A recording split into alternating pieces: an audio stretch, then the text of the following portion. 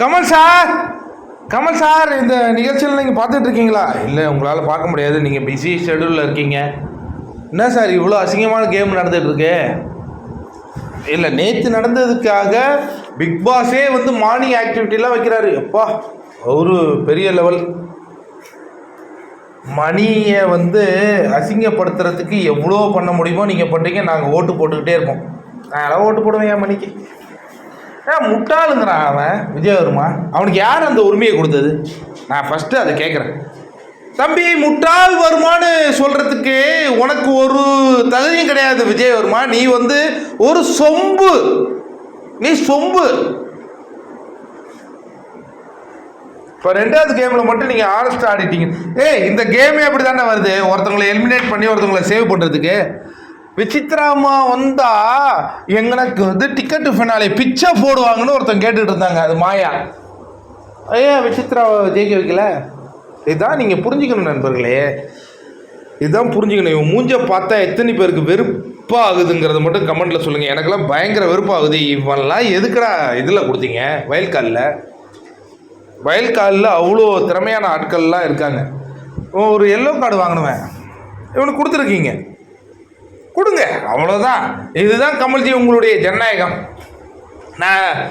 நான் இப்போவும் சொல்கிறேன், இந்த சீசனை பொறுத்த வரைக்கும் இங்கே என்ன வேணாலும் ஆட்டுமே, போட்டி உங்களுக்கும் எங்களுக்கும் தான். யார்? கமலுடைய ஈகோக்கும் எங்களுக்கும் தான். நீங்கள் ஜெயிக்கிறீங்களா நாங்கள் ஜெயிக்கிறீங்களா பார்த்துருவோம்.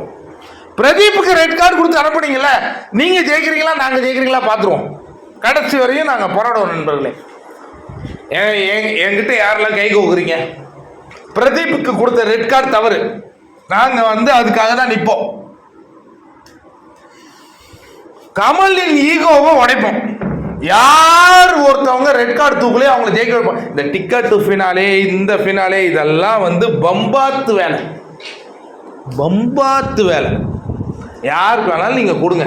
இப்போ நிக்ஸ், ஐயோயோ, அவன் 24/7 அவன் பேசுகிறதெல்லாம் கேட்குறதுக்கு முடியல நண்பர்களே. அந்த அளவு பேசுகிறான் நண்பர்களே அவன். ஐயோ, 24/7 இப்போ பார்க்கவே பிடிக்கல. அந்த அளவு ஒஸ்ட்டாக போயிட்டுருக்கு. என்னத்தான் நான் சொல்கிறது? அதுவும் செகண்ட் டாஸ்க்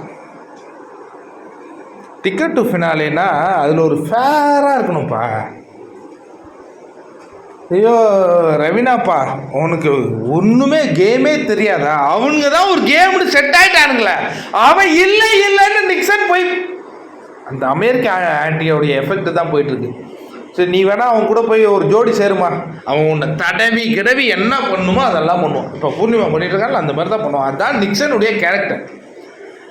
அமெரிக்க ஆன்டிக்கு அது பெருசாக இருக்காதுப்பா, தமிழ்நாட்டு மக்களுக்கு அது எல்லாம் பெருசாக இருக்கும்ப்பா. கமல்ஜியே நிறைய முறை சொல்லியிருக்காருல்ல, மற்ற பிக் பாஸ் கிடையாது, இது தமிழ் பிக் பாஸ் அப்படின்ட்டு. அப்படி இருந்துட்டு எப்படி நிக்சன் எல்லாம் வச்சு ஆடிட்டு இருக்கீங்க? அவன் அவ்வளோ கேவலமாக இருக்கான். இல்லை, அவ்வளோ கேவலமாக இருக்கான்ப்பா, இதெல்லாம் ரொம்ப கேவலமாக இருக்கான்ப்பா. மூஞ்ச பார்த்தாலே பிடிக்கலப்பா. இவன் முயல் எடுத்துன்னு போகிறான், முதல் முயல் எடுத்துன்னு 3 பாயிண்ட். அடா போங்கடா. நேற்று சொன்னான்ல, இது வந்து டீம் கேம் இல்லை, டியோ கேம். இன்னைக்கு நீ பண்ணது என்ன? உனக்கு 2 எலிமினேஷன் கார்டு கிடைச்சிது. தூக்கு, மாயாவை தூக்கு, பூர்ணிமா தூக்குனிய. அப்புறம் எதுக்குடா பேசுகிறேன்? அதுக்கப்புறம் எனக்கு பிக் பாஸ் மேலேயே கடும் கோவம் இருக்குது. அது என்னடா ஆட்டத்தின் நடுவே வந்து எலிமினேஷன் கார்டை தூக்குறீங்க? அப்போ நீங்கள் ஃபஸ்ட்டே வச்சுருக்க கூடாது. அப்போ மணியும் விஷ்ணுவும் தோக்குறது உனக்கு அவ்வளோ சந்தோஷமாக இருக்கா பிக் பாஸ்? அவங்கள நாங்கள் தூக்கிட்டு வரோம். இதுக்கு பிறகு எனக்கு விமர்சனம் பண்ணுறதுக்கு எனக்கு ஒன்றும் இல்லை. மணியும் விஷ்ணுவையும் நாங்கள் தூக்கிட்டு வருவோம். இன்னத்துக்கு நடுவில் வந்து எலிமினேஷன் கார்டு இல்லைங்கிற, நாங்கள் மணியும் விஷ்ணுவையும் தூக்கிட்டு வருவோம் டாப்பில். நீ எவனை எவிக்ட் பண்ணுறன்னு நாங்கள் பார்ப்போம்.